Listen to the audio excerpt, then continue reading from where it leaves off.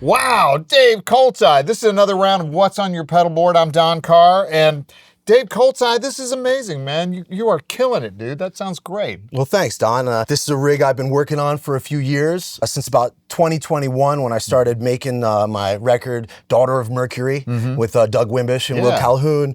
I set out to build the best rig that I ever built and use that to record my tracks and start performing them live. So that's what this is. It's got some pretty crazy routing going on. You know, that's interesting because that's the thing that I noticed. As soon as I looked at the board, I went, wait a minute, there's a router. It's like, wait a minute, okay, so I know you've got some splits going on.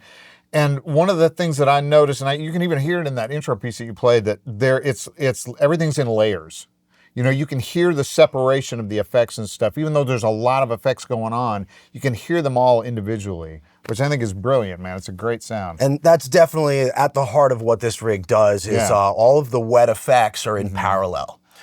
So I thought the best way to start this interview out would be to just go through the signal flow and let everybody know kind of what's really going on with the rig, and then we'll dive back into each individual piece and its application. Right, sure, because you can see the individual pieces, but you know, the way that you got them routed is really what the deal is. So this rig, I have a switching system, which is the Boss ES5, but that's only really part of the story. All right, so we come from the guitar, we go into the patch bay that's on the back of the board, and the first thing it hits is this Ernie volume tuner pedal. And there's a buffer in that's just kind of conditioning the signal and help pushing it down the line. There's an insert on this volume pedal. So in the insert, I'm actually running the Eventide H9, which I use in pre-post mode. So the Eventide has this cool thing where you can actually put it in two separate places in your rig.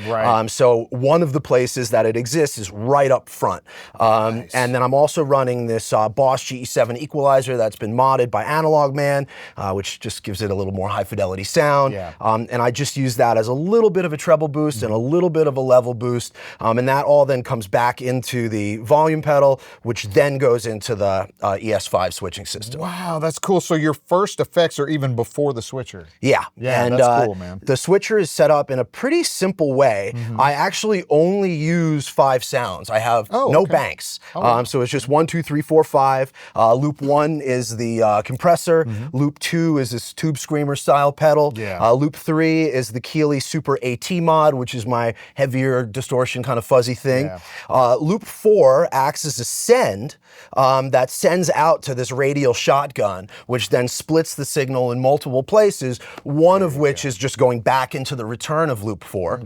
Loop 5 is actually just plugged into the patch bay on the front of the pedal, so that without tearing up my rig, I can put in and audition any additional effects I want. The guest loop. That's right, the guest loop. And one of the cool things about the ES5 switching system is you can move the loops around wherever you want. So I have the option to have loop number 5 with whatever guest pedal is going on. I can move that way into the front if it's a distortion, or if it's a wet effect, I can move it back into the second half of the system. And then the output of the ES5 is going to this volume pedal, which then feeds the Echolution 2 delay here. Oh, so you're feeding level into the Echolution. Right. Since everything's running in parallel, I have the option of basically completely muting the signal that's running to the delay, and then as I increase the volume level, it's like using a throw on a console. Oh, cool. And I found that gives me a much more natural feel for adding and subtracting the delay. Because if like you use an expression pedal to control the blend, it sounds a little weird in that when you start backing it off, you lose all that delay level. Whereas if you use something like a volume pedal to send the signal in, as you back off that volume, no more guitar goes into the delay, but all the signal that was in the delay kind of naturally spills out. Right. So it's additive and subtract, as opposed to this tilt back and forth. Exactly, and it just allows things to kind of decay more naturally. It was actually Trace Davis from Voodoo Amps who hit me to this method of using a volume pedal as a throw to get into your delay. So the Echolution 2 is one of several wet effects that are all running in parallel in this rig. And the way we're accomplishing that is with the radial shotgun, which is a 4-way splitter. So the radial is feeding the Supro chorus, and is also independently feeding the second half of the Eventide, the H9 post section. Yeah. So my chorus never touches any of the sounds from the Eventide H9, and the delay never intermingles with either of them. And then all of those sounds are routed into this RJM mini line mixer, which has 4 stereo inputs and 1 stereo output. So basically all of these different time-based and modulation effects are all going in there, flowing out as a single mono signal out of the RJM. That's how I'm currently using it. Yeah. And that goes then into the Ecolution 3. Okay. And the Ecolution 3 has got stereo inputs with fully discrete signal path. So the dry signal that's going to the dry amp is also going into that Ecolution 3, which I use for that crazy double speed hyper guitar thing. Yeah. From there, both channels of the Ecolution 3 flow into the Cosmosis reverb, which is that music of the spheres, angelic type of synthesizer pad type reverb. And then one of those signals breaks off into the dry amp, and the other signal passes on to the Infinity 2 and goes into the wet amp. So although at the end of the rig, I do have some reverb in this Ecolution 3 that are in both amps, the majority of my delay, chorus, and any of the myriad of different effects I use in the H9 are all running only in one of the 2 amps. Wow. And then I run the Supro Tremolo in the harmonic tremolo setting, which gives me that kind of cool, univibey, squishy type of analog sound. I'm running that actually only in this amp. And it's super cool where you have your chorus and your delay and potentially some other H9 weirdness in this amp, and then your harmonic tremolo here. And you don't hear it as tremolo just in one amp. The dry wet thing seems to kind of push-pull in this wonderful kind of spatial thing that's going on. It does. It creates a third space for sure, because I mean you've got 2 and then they're meeting in the center, but they're meeting in layers. That, again, back to that whole concept of layering, man. That's really, I think, where the key is for that, because you've got a lot going on there sonically, and it's not mushing together. It's all hanging really well, man. And I think it's the layer thing, man. It was a big discovery, figuring out how to really effectively get all the wet stuff to run in parallel. And there's a couple of considerations, one of which is with the H9, it has a trails function that allows when you bypass the effect, any kind of echoes or whatever to spill out. But you can't use that in a parallel setting, because in order to use that, you need to use a DSP bypass, which introduces just enough latency, that it'll comb filter and cause phasing issues with the other parallel lines. So the H9 has to be in the relay bypass mode, and all the other pedals are hard bypass. So no matter what I'm switching in and out, you've got this really clean, distinct sound that doesn't suffer from the muddiness you get when you just stack too many pedals in a row. Yeah, exactly. And you know, the buffering and all that sort of stuff is a whole separate issue too, that, you know, you normally have to worry about. And in this case, you really don't, because you've got everything on its own separate set. Man, this required a lot of thought, didn't it? It's a really cool combination of different utility elements that help fan the signal out and then recombine it all, and it just gives me this really giant sense of space. Yeah, and you've got, you know, you've always got phase coherence to be concerned about, and you've always got impedance to be concerned about too, man. And so finding the right pieces to do that is critical. Yeah, and I mean the critical buffers in this unit, or in this whole system here, would be the one right up front in the volume pedal. Then after I do all that, we do have a buffer in the switching system, and then very critically, the radial shotgun is a buffered transformer isolated splitter, so it allows the signal to flow out to all those different places without sounding super weak. Yeah, I gotta say, man, that's one of the things about radial that I always find so like reassuring, is that the impedance is always right. You know, it's always right. Yeah, man. Wow, what a setup, man. And the other thing about it's really interesting is to look at it. It doesn't look like there's, I mean, you can see, oh yeah, there's quite a few pedals on there, but it doesn't sound nearly as complex as what you just described. Because visually, you just see the pedals on the top. And all the cables just kind of go down. So other pieces that are in here, I do make use of the Boss SY1000 with this hexaphonic pickup on the guitar here. I use it just for some extra color and pads and other cool things. And I run that back into the rig through the patch bay on the end, and that is actually the 4th thing that is going into the RJM line mixer. That gets us a whole bunch of things going on in parallel into the wet amp. The other thing to discuss in terms of the overall setup and how it works is the Midi and the way this is done. So this whole rig has got a Midi implementation where basically I've changed the functionality of the mute button on the ES5. Okay. It's global tap tempo. Okay. So it sets the tap tempo for all the patches. Even when I switch between the different patches, it maintains exactly whatever tempo I asked for, and it sends MIDI clock to both the Echolution 2 delay to set my delay time, and the H9, which will set like the rotary speed and whatnot. So I'm real big on tap tempoing every song, and it synchronizes all the effects at once, and that also goes a really long way to preventing mud. Because if your echoes are in time with what you're playing, you know, everything generally tends to kind of clean up. Everything's kind of moving at the same rate to some extent, And again, in that parallel mode, man, you still get that separation, which is, that's brilliant, man. Really well done. And even the choice of wet dry as opposed to stereo or wet dry wet or any of that, man. I really like this too. That's another level of clarity there. Yeah, I used to be really obsessed with the wet dry wet thing, and then I did a bunch of gigs with it, and it's such a hassle to deal with 3 separate mics, and then you gotta make sure the front of house guy knows exactly what's going on, and then as you move around the audience, you hear things differently. With the wet dry setup, you get all that clarity. It can collapse to mono and still sound really good. But like I mentioned before, you know, you get this awesome motion, stereo motion back and forth by having certain effects in one side or the other.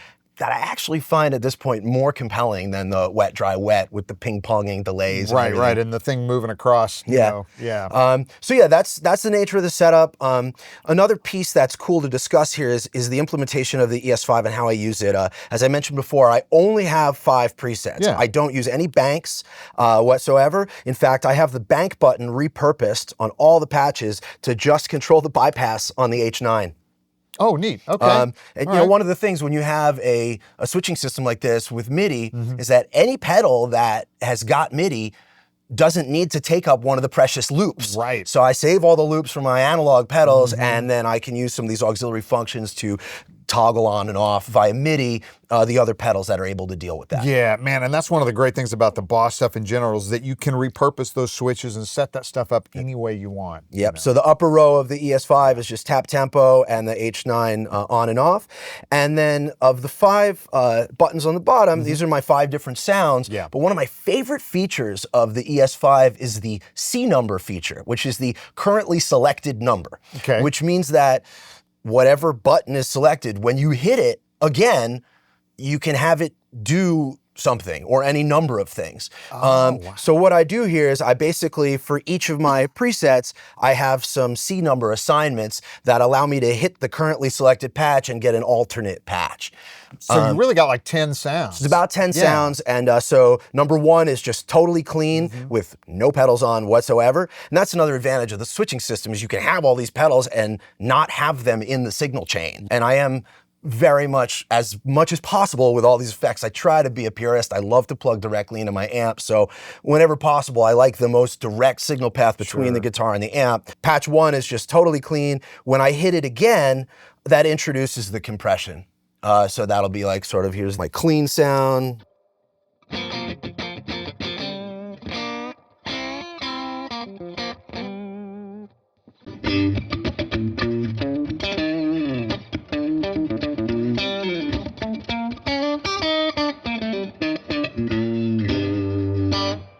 So it just adds just a ton of punch. And that's the Cali 76, which is an 1176 clone. Is a very expensive pedal, but very effective. Totally worth it, man. It emulates so many more things in the 1176 than just the compression circuit. You know what I mean? You just get the feel of the whole circuit. It's definitely got a squishy thing to it. And I've been using this pedal for some time. And like I mentioned earlier, this rig hasn't really changed in the last few years. And you know, running Pigtronix and you know, designing pedals all the time. I'm always coming up with new stuff. But this rig was what was used to record my record, and I've really just kind of stuck with it. And the Cali has definitely been a centerpiece of just overall clean sound. And I find that it really like changes from gig to gig whether I'm employing it. Sometimes you know, depending on noise levels in the room, electricity and whatnot, compression can be a little tricky. But I do rely on that pedal quite a bit as just to add punch. Patch number 2 moves on to my kind of core overdrive sound, which is the Halcyon, also from Origin. I find it pairs very nicely with the Cali. And so that's just like a pretty straightforward.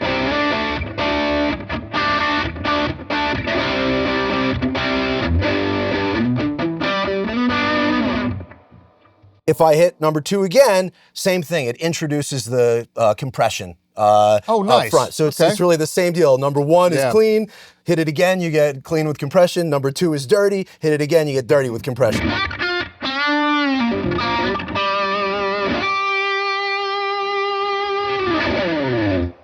And it just adds extra sustain and push. So then moving on, patch number 3 is this Super AT mod from Robert Keeley. And I'm a huge fan of Andy Timmons' tone. Well, who is Actually, so badly that I have all the Andy Timmons pickups in my guitar. Here, man. That's great. And That's great. I great. can't play like Andy, but I absolutely love his tone. And I have the AT mod set up in the AT mode, of course. And you know, that's my like heaviest distortion, almost on borderline fuzz.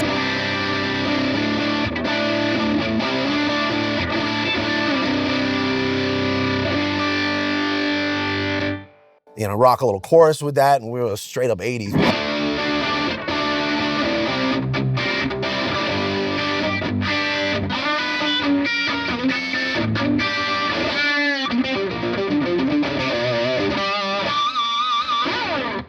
There's a little display button on here that allows you to kind of see what's happening. And this one is actually stacking the Tube Screamer and the AT.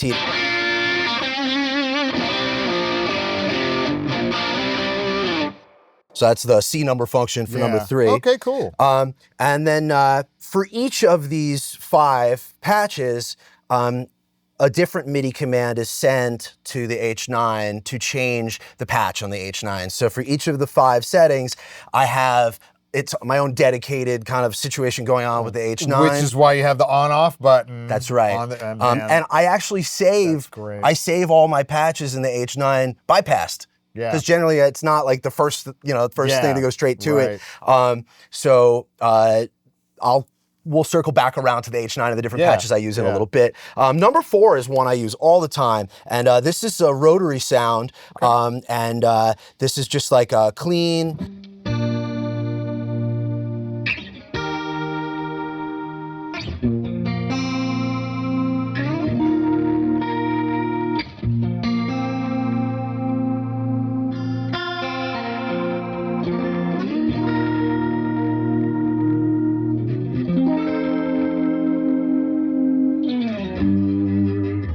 So that's my rotary. I use that quite a bit. I like to use the Leslie sound. I have a real Leslie 147 in my studio, and it is the greatest piece of equipment I own. It is absolutely amazing, but I don't ever plan to bring it to a gig. No, little cumbersome on the gig. A big mother.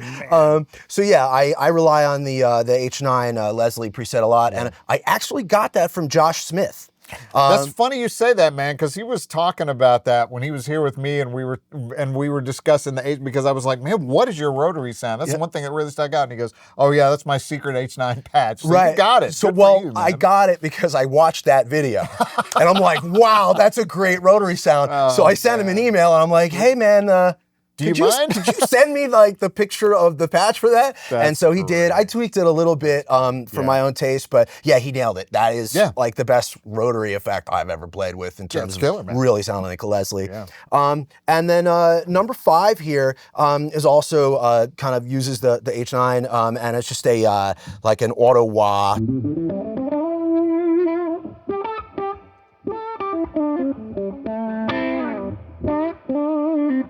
Muted, it's not whack whack, just a little bit of a kind of soft, almost like a Steve Kimmott kind of. The C number function for this is just to add some overdrive.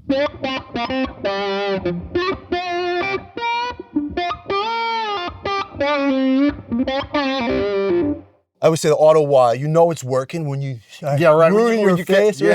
When you can't help yourself and go, womp, womp, womp, womp. And so I guess just real quick, since we're kind of reviewing the patches, I'll just go through the different things we use on the H9. Yeah. For number one, this is the shimmer patch, was very famous eventide setting, and you can hear that here.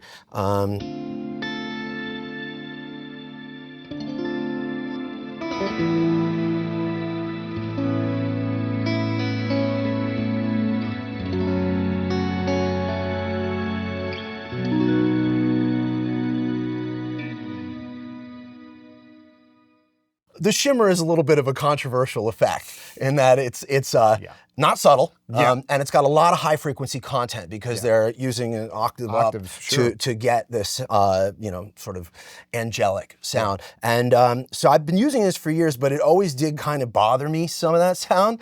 And I've actually moved away from using the shimmer sound now in favor of using the Cosmos mode on our Cosmosis pedal. It creates the same sort of pad effect, but without using octaves. Interesting. It's a reverb that only reverberates the harmonics of what you play.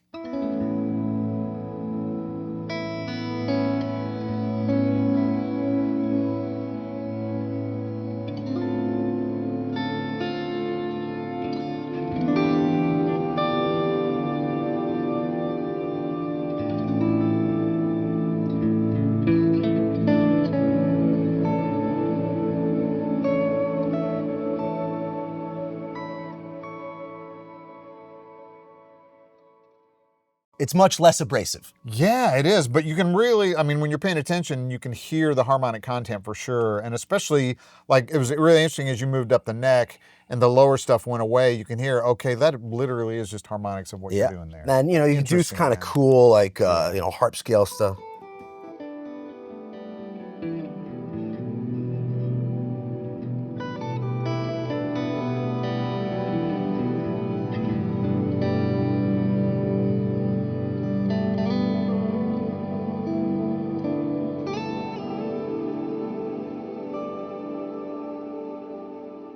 The other thing here is I can use the trails function on it, which, as I mentioned before, I can't use the trails in the parallel settings.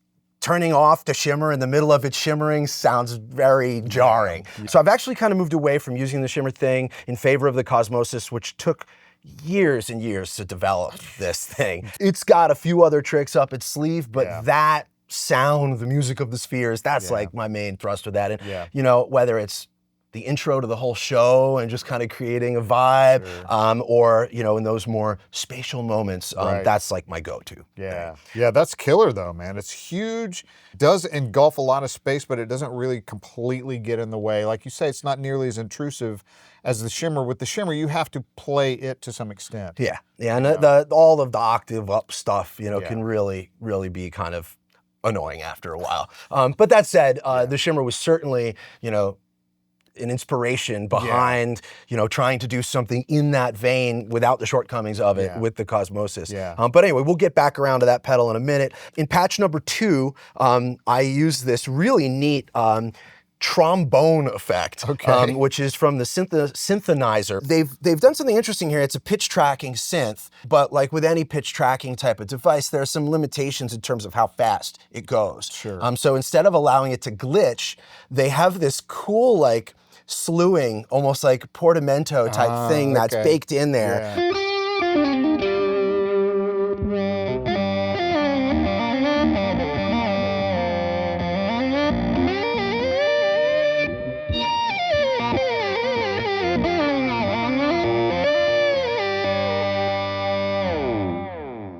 So that's a fun one. That'll raise some eyebrows usually on the gig. Well, and it's like it's more the color palette too. You know what I mean? Totally. It sounds sort of in the vein of distorted guitar-ish, but I almost think of it like like a violin, or there's an classical Indian instrument called the sarangi, which is a bowed string instrument that has haunting sound. Yeah. And so that reminds me of that a little bit, actually. because it completely changes. Anytime you change the attack on guitar, you got a whole nother thing going. Yeah, so I love using that. I tend to deploy that, not too much, but at least once a gig, we got to bust that out. Then number 3, which is the AT mod, kind of my heavier patch. I use the pitch flex thing to get me just some harmony stuff going on. And I actually have this little button over here, which is plugged into the expression pedal port. And it's just a switch that is basically expression pedal heel, expression pedal toe on a switch.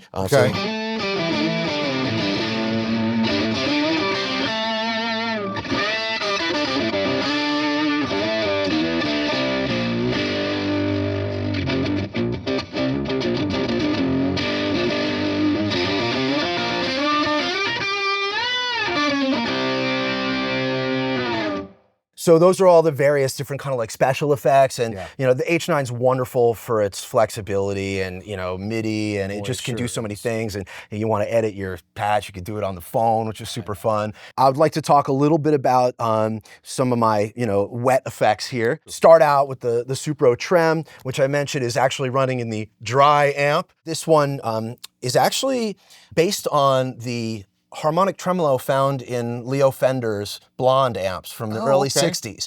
It's one of the earliest guitar effects, actually. And what it is, it's a low pass filter and a high pass filter, and it's cross-fading between the two. And for some reason, that creates this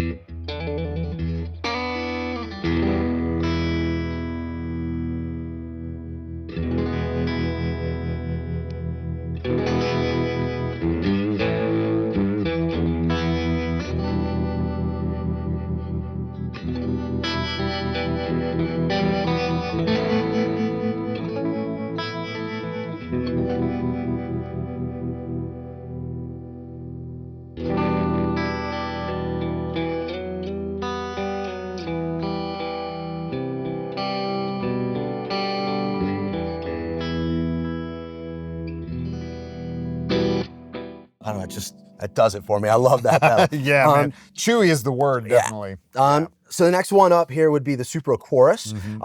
This pedal is all analog. And it uses new production MN 3007 Bucket Brigade chips. Yeah, great. The classics, man. Yep. And what's neat about the Supro Chorus is it's actually 2 discrete choruses. It's got stereo in, stereo out, but it's got this dimension knob, which is pulled from the Dimension D, the rack unit from Boss, that Roland, that they used on like Bowie's vocals, and Steve Ray Vaughan used it on his guitar. There was also a pedal version of the Dimension C. And the Dimension thing is really cool because it takes those 2 choruses and intermingles them, and it's basically turning what was 2 discrete stereo lines into crossed over. And it's just got this wonderful richness to it.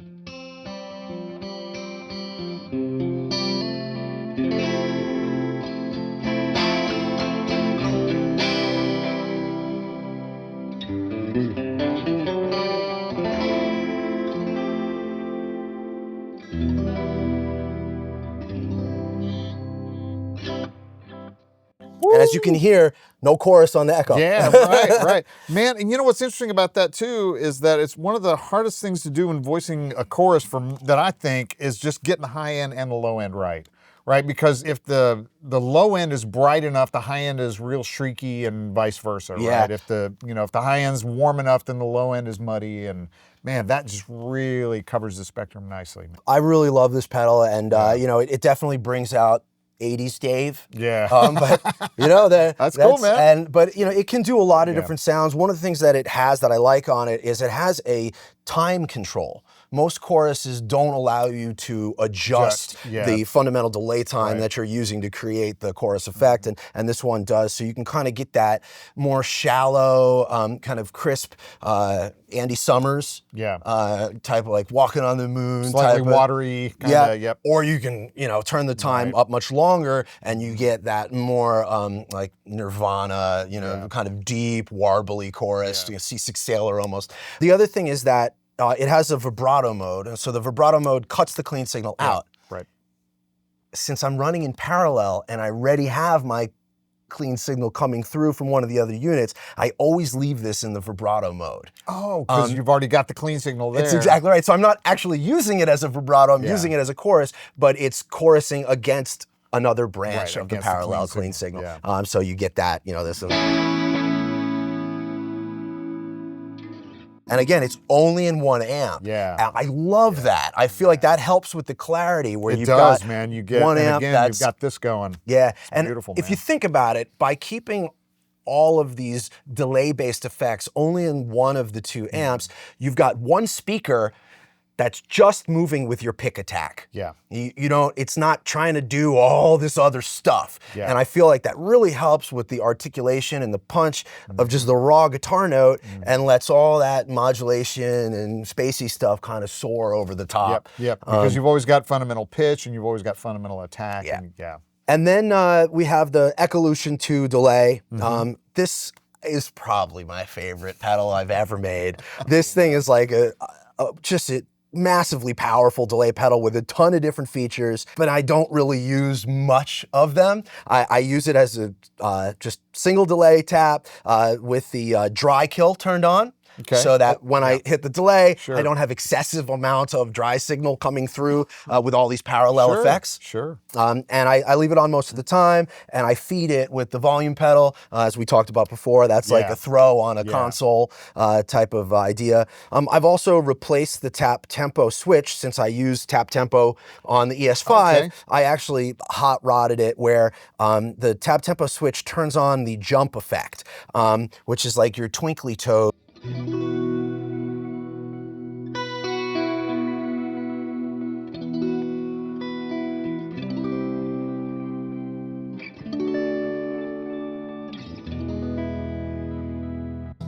it's subtle. There's not a whole lot of it, but it's just a little something back in there. The jump effect is like kind of a cool pitch shifty time-based delay thing. So I'll use that occasionally in the E2, and that basically wraps up the entire split parallel section of the rig. It all then goes into the RJM and then goes to this final line of pedals. Yeah. The Ecolution 3 is on here. This is the delay that we're currently making with Pigtronix. And I have this dedicated just to jump. I have it set so that it's wet only. Yeah. And it's running through both amps so that when I hit it, I get...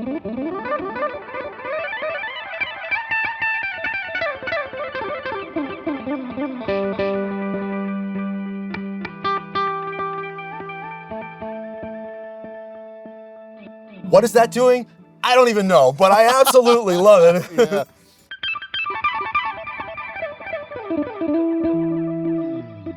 And that's also got the trails, so I can kill it and let it trail off and keep going. Yeah. And then we have our Cosmosis, which you guys heard earlier.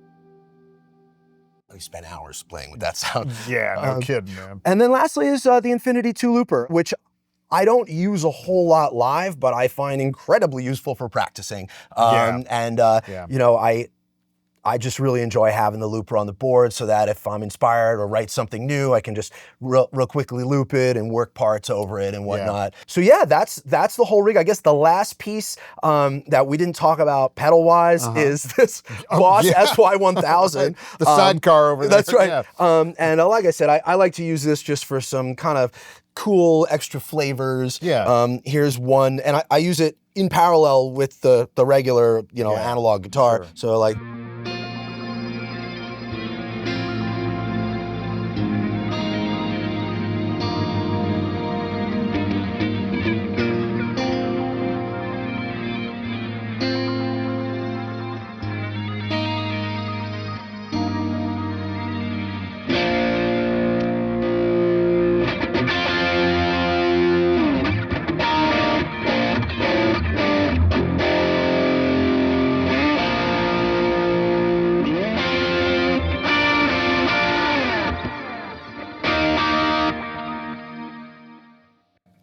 So it just Epic, it gets man. this big Yeah, sound. that's huge. I think probably the reason I bought this thing would be to be able to get that GR300 sound that Pat Metheny uses, specifically on the I Can See Your House From Here record with John Scofield. There's a track called The Red One. Yeah,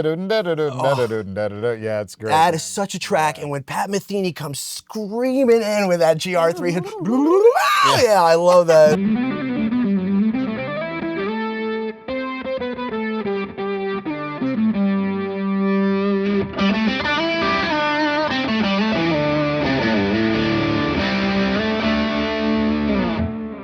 Of course, the whole point of that hexaphonic system is it's polyphonic. So you can get all these crazy synth sounds and you can play full chords and whatnot. Lastly, I'll show you the sound I created. This sound, it always brings back some interesting feelings. I bought the SY-1000 just a couple of weeks before the pandemic happened. And so I had to shut down the factory, and everybody had to go home. And I'm like, well, I'm stuck at home. I might as well get deep into this unit. This was the first sound I designed myself with the SY-1000. It's a triple parallel synth sound where we have two polyphonic synths and one monophonic synth that's set to high note priority with a huge portamento on it. Wow. And so you get this kind of interesting.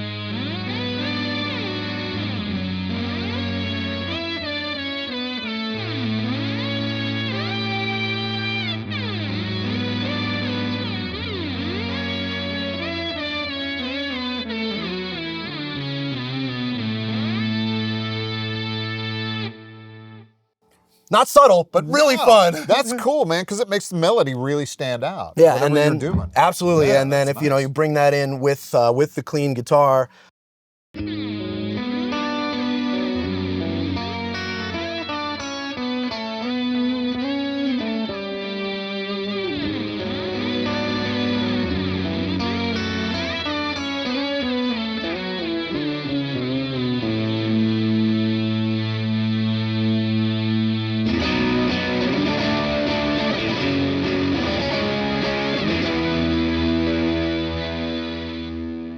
So yeah, it's a really fun piece, and I mean it's endlessly deep, and there's a PC editor for it and whatnot. But again, I only use 3 or 4 sounds in it that are on. So many times though, that's the case. You find the ones that you like, and those are kind of the ones you go back to. And but it takes all that experimentation to get there. Absolutely. Get the stuff that you want. And I honestly, like, the look on people's faces when you hit that sound in the middle of a gig is totally worth the price of admission to have to bring this whole thing to the rig. It's totally so much fun. I love guitar synth stuff, but it's been a really interesting journey. I mean, Pigtronix was started with the concept of futuristic analog technology. And back in the early 2000s when we started, you had Boss and Line 6, really starting to begin with modeling, and they were doing models of all these cool classic guitar effects. And then the other side of the boutique side of the industry, you had guys like Full Tone and Analog Man who were making really amazing recreations of classic analog effects in the analog domain. And the idea with Pigtronix was like, hey, what happened to all the really cool progressive analog stuff that was happening in the early 80s and late 70s, that with the advent of DSP processing, a lot of these companies like Roland that had amazing analog technology just kind of left it on the floor and moved on. Right, and went straight to DSP, exactly. Yeah, so with Pigtronix, when we started out, the idea was to kind of pick up where those guys left off and make futuristic analog effects. And then, from there, I started getting into the looping and the, digital echoes and guitar synthesis, and then eventually really came full circle with the revival of the Supro brand. Starting in 2014, we started doing Supro. I started on my own personal side, just getting really into just plugging straight into the amp. And with this setup of amps we got going here, I have this Royale amp, which is like ultra clean, that I use as my wet amp. And then I have this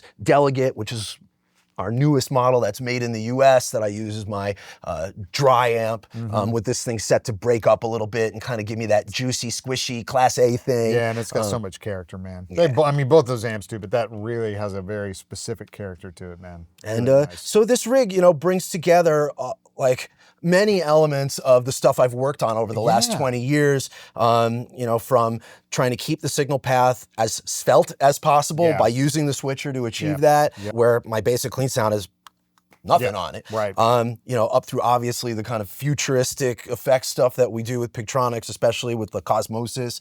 And then, the Supro amps really being the backbone foundation of my tone. Yeah, dude, it's foundation in the past and looking forward to the future, man. That's you. I dig it, man. So that's the rig. Yeah. That's what's on my pedal board.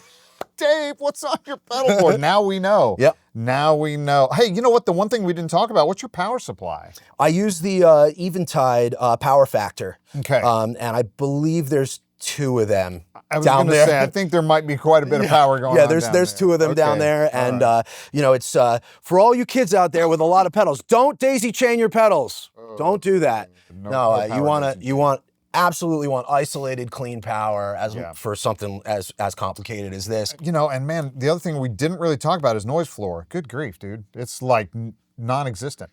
Yeah, I hate noise. Yeah. So the parallel thing really helps with noise. Yeah. I really strive to have a super clean rig. There, I think, are 6 isolation transformers in this rig. So if you do ever encounter ground hum or ground loops, there's a way to solve it. Yeah. And I mean, anytime you're using a 2-amp rig, you at least need 1, if not 2 isolation transformers on hand, just so that when you show up to the gig and it starts going, for whatever reason, you can fix it.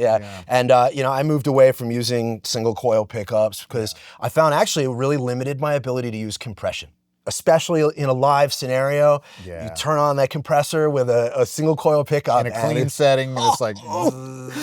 and so, I got these DiMarzio rail pickups inspired by Andy. Andy Tim's using them, and they sound great. Dave, man, always innovating, always moving forward, man. I can't believe, and I love that you're using so many of the products that you designed, which shows that you designed them because you were passionate about it. I love that. Absolutely. Playing with guitar toys is probably my favorite thing to do. Heck yeah, man. So anyway, we'll play out here on a little number. Let's do. Hit us with something, would you? You got it.